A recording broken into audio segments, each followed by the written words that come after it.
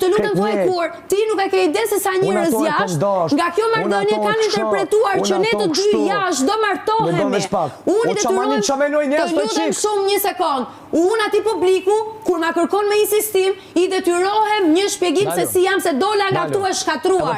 Dhe njerëzit, jo nuk të kam mull poshtë, del jashtë dhe i shikon gjërat, për kundrazi. Madje ti e duke i prish shumë punë vetes, ti e duke i prish, nuk kam shkruajtur asnjë gjë të keqe. Mos kallzo mua e prish vetit punë. Jo. Unë kam thënë vetëm ato që të kam thënë dje këtu, ato që të kam thënë gjithkohës në shtëpi. Të lutem, del jashtë, i shikon gjërat dhe kupton që me këtë që po më akuzon, po i prish punë vetes në këto momente. Vazhdo dhe po i prish punë vetes.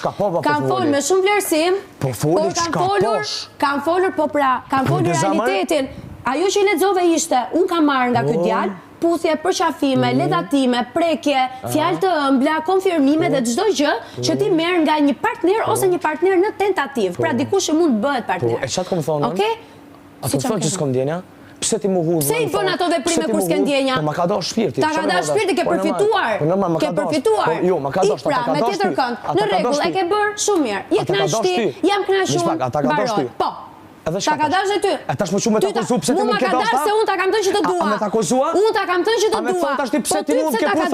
Ty pse ta ka dash? Pse më ke puth? Se unë të kam dash. S'u dosh me ndosh.